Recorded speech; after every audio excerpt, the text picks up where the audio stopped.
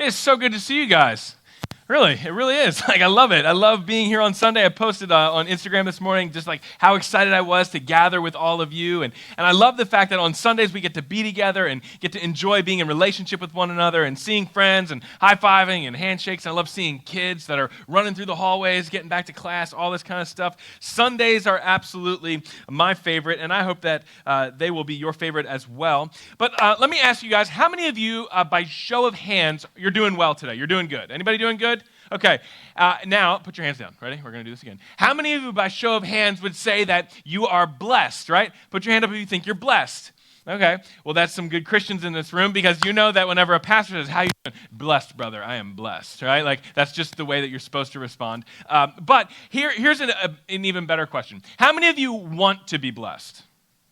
Yeah, some of us are like, okay, 2 hands, right? Okay, good. And so here's what we're doing. At Hope City for the next 3 weeks, we're starting a series called The Blessed Life. And what we're going to be doing is taking a look at what does it mean for God to intervene in our lives and do some things in your life that you would not be able to do on your own.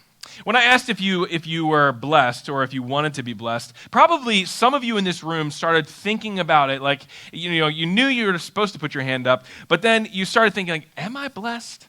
Am I actually blessed? Or why am I blessed? And then you started putting that through the brick of like, well, how blessed am I? And am I blessed because I'm blessed in comparison to somebody else? Or is it that I'm actually just blessed? Like, how do we begin to scale the blessing?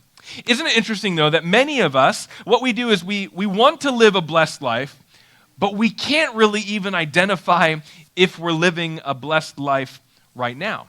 See, we've seen people at work, and it's like everything that their pencil touches, everything that they do, it just turns to gold. It's like up and to the right for them. And you look at that and you say, they are blessed. Like, God has blessed that person. That God has blessed that business. God has blessed that mind or whatever it may be. They're just incredible. Or some of you would look and you would say, well, we've seen people who are financially blessed because it's like they've just got more money. They have more spending capital than you do. And so you would say they are clearly blessed, right? And you would look at that and say, I wish I was a little bit more blessed, just like that. Now, we've also seen marriages, right, where you look at these marriages and there's some of them in the room where I'm like, man, that marriage, that is a blessed marriage, right? Like that's one of those marriages like I would love to have a marriage like that. You can see it, right? You know, they're kind of giddy, they're flirting with one another and they still hold hands and all of that stuff and you're like, man, they love one another. And you say, man, that's a blessed marriage.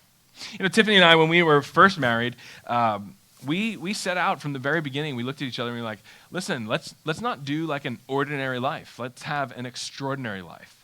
And let's have an extraordinary marriage. Let's have a marriage that like we're proud of and that at the end of this whole thing and that, when we get to the end of our life, we look and we say, that was amazing and unreal and I don't know how we did that, right? And then we had kids and then we were like, let's just make it through, okay? Like if we can just get to the other side and still like look at each other and talk. No, I'm kidding. But when we think about a blessed life, right? Like it's worth setting out what we mean by that. It's worth defining that because I think a lot of us walk into this space, and maybe if you're even a little bit like me, if I'm totally honest with you, there's a little like in me that's talking about a blessed life because there's so many pastors who have done a really bad job and have said, if you do this, God's going to bless you. If you do this, he's going to send you $1,000. If you do this, and that's not what we're talking about. Because a lot of us have this very wrong way of thinking about a blessed life. Because we would define it like this. We would say that a blessed life means that you have every want or need met, right? Like, those people where they're like, they've got everything. Like, they've got every toy, they've got everything, and, their garage is filled with stuff, their house is enormous, and they're clearly they're more blessed than me. Because in this definition, when you define having a blessed life like this, what you're saying is this, that everything that happens to you, in order to be blessed, has to be tied to something material or financial.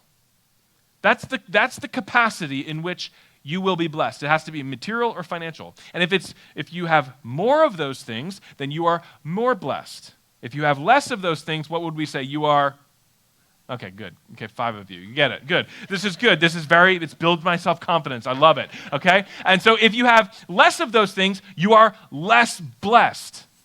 And that's actually a pretty messed up way of thinking about God's blessing in your life and living the blessed life. And so I'd love to actually define it, and we're going to define it from a biblical perspective. Here at Hope City, we teach out of the Bible. We believe that God's word is inspired and that it is relevant to our lives today. It impacts the way that we live today. And so we're going to define a blessed life as this throughout this entire series. And it's this, that the blessed life is actually God working on your behalf. That it's God working and moving through you, one where the supernatural power is showing up in your world. See, so many of us are looking for this kind of life, and yet few of us find it. But so this is the tension, right? Like the tension is here, that God says, listen, if you obey me, if you do certain things, I can bless you. If you don't do certain things and if you disobey me, you live on your own, I can't bless you. I cannot do that. And some of you parents, you understand this. When you say, okay, listen, if you do that, this is going to happen. And then when the child looks at you and they're like, yeah, and they go and do it, you're like, now I've got to follow through with it. I've got to do what I said I was going to do. I don't really want to do that, right? Like as parents, we don't really want to discipline children, but we do it because it's healthy and helpful. And it creates an environment where they grow and mature. And you and I, there's these things and aspects of our life that as we follow Christ, as we pattern our life after Jesus, you and I will find that it rubs up against certain areas of our life that we need to grow and mature in. In fact, in Matthew chapter 16, verse 24, we see Jesus addressing this exact issue. Jesus is addressing this issue because there are people who are like, well, wait, can't I just do a little bit of this and then some of that and we'll make it all work, right? Like I can live the blessed life, right? And in fact, Jesus says it's possible to find a blessed life, but here's how we're going to do it. Look at what Jesus says. He said to his disciples, the 12 men that followed him and that he was best friends with and all that, he says, if anybody would come after me, he must deny himself and take up his cross and follow me. For whoever wants to save his life will lose it. But whoever loses his life for me will find it. What good will it be for a man if he gains the whole world and yet forfeits his soul? Or what can a man give in exchange for his soul? For the Son of Man is going to come in his Father's glory, which is with his angels, and then he will reward each person for what he has done. Jesus shares these 5 very interesting couplets here. It's like if you study this little passage of Scripture, you're going to come up with these 5 things that Jesus says. If you're going to come after me, or if you're going to be like me or live like me, here's a few guidelines. Number 1, the first couple is you've got to deny yourself and take up your cross. You've got to deny yourself and follow me. Then he says, well, if you're going to try and save your life, you're going to lose it. And a lot of us, we try that. We try and save our own selves. We try and build a blessed life on our own, and we end up finding that we have lost ourselves somewhere along the way. And then he says, you're going to lose your life for me, but here's the tricky part. You're actually going to find life. Or you gain the whole world. You could gain everything about the world, and yet you forfeit your soul. You forfeit the very thing that makes you who you are. And the last thing is that he says that what you do will be rewarded, or there's a reward for what you've done. See, Jesus is starting with, up here, he starts with the human condition. The human condition that says, listen, our goal is to do this thing and save ourselves and live on our own. And when he says, when you save yourself, you're going to end up losing yourself. And a lot of people, we've found this. Like, people who have done this. I know people who have done this. And what it looks like in practical life is there's men, there's women who are driven. They're trying to get the blessed life all on their own. And so what do? They increase the amount of hours. They increase the job. They travel. They're gone all the time. And all because they're trying to set aside and increase some sort of financial gain, the material possessions that they have, so that they can look more blessed than the Joneses next door. And they've lost everything. I mean, how many of these stories end up in divorce or with kids that like, they don't even want anything to do with you? And so you say, I've got everything, but I've forfeited what was most valuable for something that is of passing value. And there's so many different things here. In fact, Jesus puts it in a way that only Jesus could, where he says, what good is it if you gain the entire world, but forfeit your soul? That place inside of you, that's like who you are when nobody else is looking. If you can't even live with yourself, but you've got the entire world at your disposal, that is a very dark and dismal place to live. In fact, I don't think any of us in this room want that. Nobody would say, man, that's the blessed life I'm looking for. But Jesus does. He reveals this very critical piece of information here. And in fact, if you're taking notes, I'd love for you to click your pens, write this one down. And that's that Jesus tells us that surrendering tomorrow, it actually invites God's blessing today. Because if we're going to live a blessed life, if we're going to live this kind of a life that the Lord can bless, he says you need to deny yourself. You need to surrender yourself, surrender your way or the things that you thought you were going to do in order to follow me. We're going to surrender tomorrow the things that I had planned in order for God to bless you today. Our plans, our dreams, our hopes, and our financial goals, or whatever it is, we need to surrender that to the Lord. After all, what good is it if we lose ourselves in order to gain wealth and material possessions? Because surrender is actually a word that I bet you most of you in this room don't really like. Like most of you think about the word surrender and you're like, yeah, that's probably good for them, but not for me. Because when I think about surrender, I think about when I was living in Westchester, Pennsylvania, on Caswallen Drive with like 5 other guys that were about my age. I was a little boy, and we would jump on our bikes and ride over to Eddie's house. Eddie lived on the top of this hill, and we'd get off our bikes, we'd throw them on the ground, and we would just inevitably, because we were boys, we started wrestling with one another, and it was always became like this, like the king of the castle. You know, it was like, who could be the strongest? And let me tell you, it was never me. It wasn't until later in life that I developed this very full figure. And so it was when I was a little boy, I was like, I would wrestle and scrap with these other guys, and I would always inevitably be the kid that had to surrender. And I hated it. I hated it. Because I'd be the one on the bottom of the pile that's got to tap out. And what surrender says is that you're more powerful than me, you are smarter than me, or you are more able than me. And what Jesus says is that you actually need to surrender your life in order to allow me to bless it and continue to grow it. And some of us actually just need to say that exact thing. We need to say something along the lines of like, hey, listen, God, I admit it. You're more powerful than me. You're smarter than me. You are more in control than me. I surrender my life to you, and I surrender my tomorrow to you today. 3 years ago, Tiffany and I, we set out on the adventure of planting this church, I should say. And, you know, like I said, we wanted to have the most exciting marriage we possibly could. So at the end of life, it's like, well, you probably need to plant a church somewhere in there. And so we set out on that adventure, and we started talking and planning and preparing and praying about what would be Hope City Church. And we felt called to doing this. And we felt like this is exactly where God wants us to be. And so what took place is that we asked people around the world, around the county, the country, to financially support the start of this church. We had friends that were contributing to make this thing happen. And we believed that God was calling us to do this, to be a place that's for Sarasota, that exists, that people just like yourselves and your friends and your neighbors, that they can find hope in Jesus here at Hope City Church, and they can also experience home with all of you, right? Like they have that relational crew of people. Now, we'd been asking God to provide for our church. We were praying and praying and praying and praying, and God, you know, He did provide. And then we felt God asking Tiffany and I to do something, again, another bold, another scary step. And He asked Tiffany and I felt like I came and I sat down with Tiffany one day and I go, hey, listen, this is what I think. This is what I feel God is asking us to do. And it was at this circle table in our kitchen. And I looked at her and I said, I think that we need to cash in our retirement and put it all into the church. She was like how much? And she was on board. And I said, I think it's everything.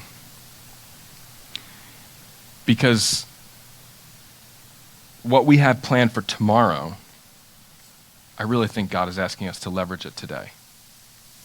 Because today matters. Tomorrow's not promised, but today does matter. And we agreed. We both agreed. We were like, yeah, that's it. So we arranged it, pushed it all in, and we were like, okay. And it wasn't long after that Hope City started, not because of that. And I don't share that because it's like, oh, wow, I need some pats on the back or anything like that. And I also am not sharing that because it's like, wow, I sowed into God's ministry and then somebody came along and wrote us a bigger check. It's not. I share that with you because of what God did and what it means to us.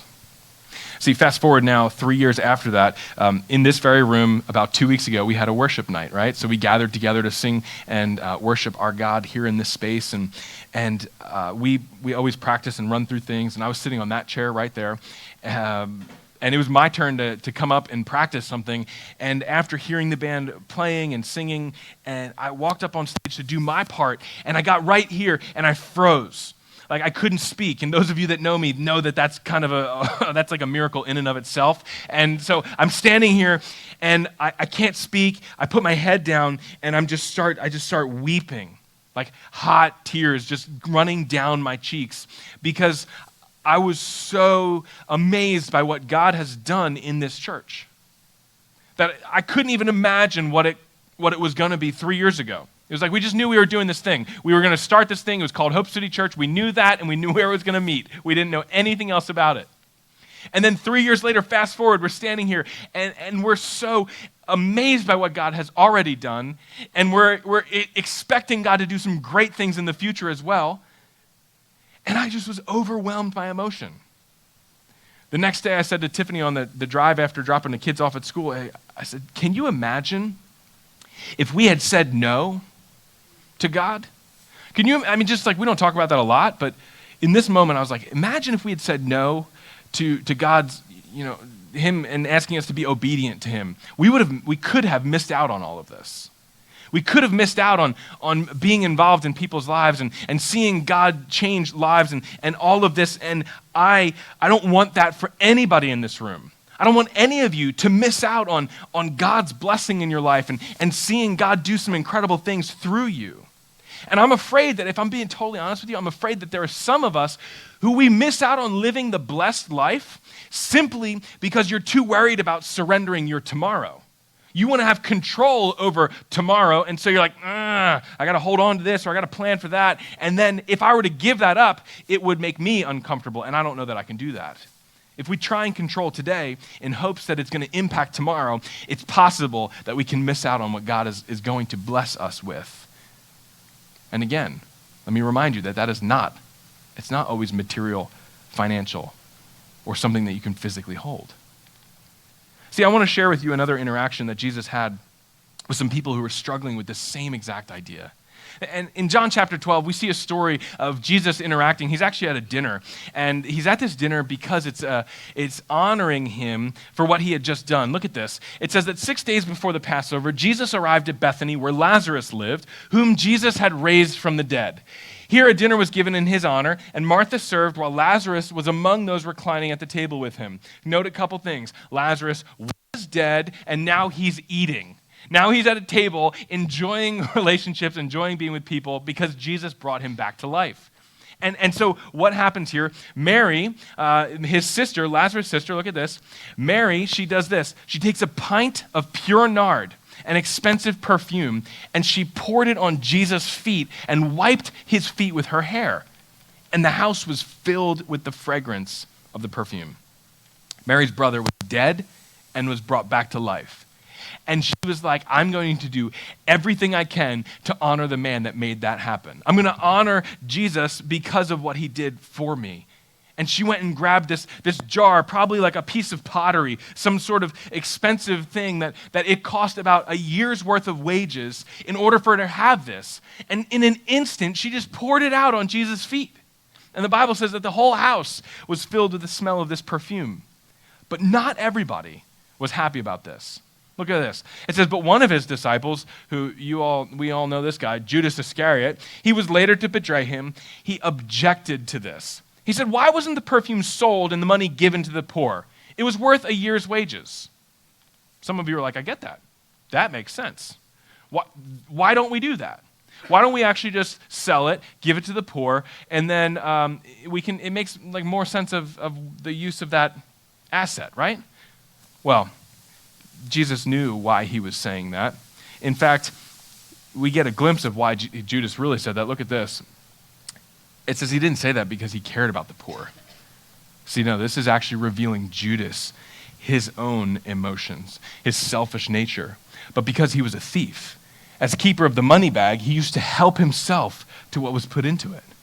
So Judas looks at that and he's like, we could have filled up this money bag a little bit. There'd be a little bit more for me to skim off. There'd be a little bit more for me to line my own pockets with had we sold it, and you just poured it out. You poured out an entire year's worth of salary in a moment. Just like that. Why? Why would you do this, right? Like this is what he's saying. And how long does it take to pour something out? About maybe a couple seconds? And so what took years for her to save was spent in moments. It was given in moments. And the reality is that Mary knew something about this kind of extravagant giving. She knew that sacrificing from the heart brings blessing. That it was about, what can I sacrifice? And I'm going to do it with joy, and I'm going to do it with exuberance, and I'm going to just pour this thing out, right? And we don't know if this was her retirement plan. We don't know if this was actually like her nest egg. This was the rainy day fund. We don't know anything about that, but we know the value on it. We know that she had set it aside and that she felt that this was the heartfelt response for what Jesus had already done for her. And look at what Jesus responds to Judas. In Matthew 26, Jesus says, why do you trouble this woman? She's done a beautiful thing to me. Like, you always have the poor with you, okay? But you'll not always have me. In pouring this ointment on my body, she's actually done it to prepare me for my burial. And truly I say to you, wherever the gospel is proclaimed in the whole world, what she has done will be told in memory of her. Like, I don't want you to miss out on this either. I don't want you to miss out on the fact that we're actually interacting with Jesus' story some 2,000 years later. That Jesus said, hey, there's going to be a day when people are talking about this, and you and I are living in that day. That we're actually talking about this woman because of her sacrifice. See, sacrifice from the heart, it brings a blessing. When you and I, when we sacrifice from our hearts, it's God saying, listen, I see now that I can bless you. There are things in your life that I can bless. And when we give of those types of things, it brings about an opportunity for God to bless you. When I was in high school, a good friend of mine, actually one of my best friends, he and I got dropped off at the mall, and we were supposed to do some Christmas shopping for our friends and our family and those that we loved. And we walked by all these stores, and we only had a little bit of money with us. I remember very specifically. It was about $25. And in this one moment, we both hatched this plan. We came up with an incredible plan that we were going to figure out how to bless ourselves. Because we walked by the store Lids. Anybody remember Lids? Right? You could get any kind of hat in the world in this store. And so we walked by the store Lids. We went in there, and we both found a hat that we liked. And we said, how about this? Why don't we spend the money that we have right now on that hat, and then we can just leave, and we can tell our parents, we can tell everybody else that you bought me this hat, and I bought you that hat. But really all we did was just reach into our pockets and pay for that hat for ourselves. And we left feeling like, oh, what a blessing this was. Look at this. Man, my best friend just bought me this hat, right? Like, and it's my favorite hat. I picked it out. I paid for it. I bought my own blessing.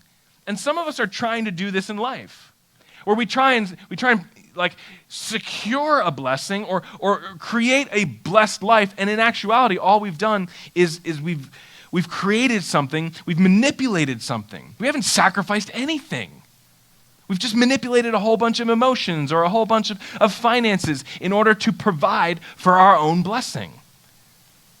Too many of us want to live the blessed life, but we're afraid to trust God and push all in and say, you know what, God, I'm going to follow you. We're afraid that God might not bless us, or that we might not like the blessing that God provides. Because I can't tell you, I can't tell you what it's going to be. Or another thing is maybe we're just too impatient to wait on his blessing. But there's an interesting thing here that I absolutely love this about this story, that Mary's action, like look what happens when Mary pours this perfume out. The Bible is very clear, and it says that when she poured this perfume out, the house was filled with the fragrance of the perfume.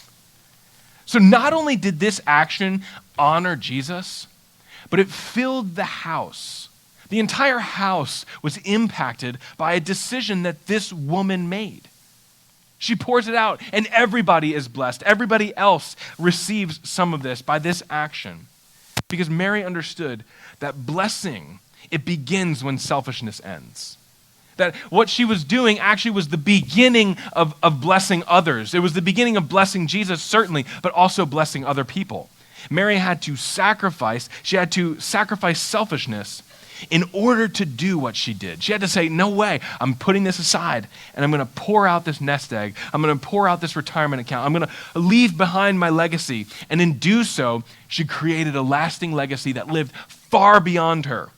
That there's a church in Sarasota that's still talking about a woman by the name of Mary 2,000 years later and the action that she did. Like, don't lose that. Don't let that just fly over your head and be like, we just talk about the Bible all the time, so therefore we should talk about this story. No, this story was specifically recorded because of the nature of what she did. That there are some things, there are some actions that you and I will do that have a lasting impact that you can never even imagine. And see, that's a part of living the blessed life. A part of living the blessed life is seeing that your impact in this world can have a far greater legacy than you've ever thought possible. But the question I want to pose for you this morning really is this, that is it possible that for you, that actually the blessing for you begins at the end of your selfishness? Is it possible that there's something in your world right now that you're holding a little bit too tight? That actually God's saying, I want you to just kind of loosen your fingers up, and would you trust me? Would you hold it a little bit more open-handed so that I can do something with that and through that, and in turn reward you and honor you? See, when we follow Jesus in a way that is obedient, in a way that honors him, God can't help but bless you. God is a generous God. He's a good God. But when we put ourselves first, it's like we're robbing God of the ability to bless you. See, when you're obedient to what God's calling you to do, it's amazing. Honestly, it's amazing to see the blessing that you get to experience, that God gets to pour out in your life. It's exactly what Tiffany and I feel every single Sunday. That we leave here and we leave exhausted, we leave worn out, we leave all that, but I promise you, we go home and we're like, can you believe that we get to do this? Can you believe that that God has entrusted this church in our hands and these people, and we love this church with everything that we have? That God allows us to be a part of this. And I don't want you to miss this. As your pastor, I don't want you to miss out on the life that God has planned for you, the blessings that God has planned for you. I want you to get to the end of your days and look back and be like, can you believe that we did this and we did this and then we went and did this, and then it was incredible because we went and cared for this family, and then we bought this guy a car, and then we did this, and it's amazing what we were able to do and accomplish because we were just open-handed. We understood that actually we were blessed because God was working on our behalf and through us. And when we understand that we're blessed, we have no other option than to live a life that blesses other people, because a blessed life blesses others. And that's exactly what I want for us, what I want for you, what I want for me. We know that this is one of the secrets, that we're never meant to keep a blessing all to ourselves. We're never meant to. And as we start to open up and bless other people with our influence, with our opportunities, we're going to find that it in turn, it blesses you. And it fills the entire house. It fills the house with the fragrance of that aroma. And you're going to find that it starts to catch on and catch fire. And then the person next to you, they smell a little bit of it. And then they want to get in on that. And then before you know it, the whole space, it just smells like this pure nard, this expensive perfume that's been sacrificed to honor God.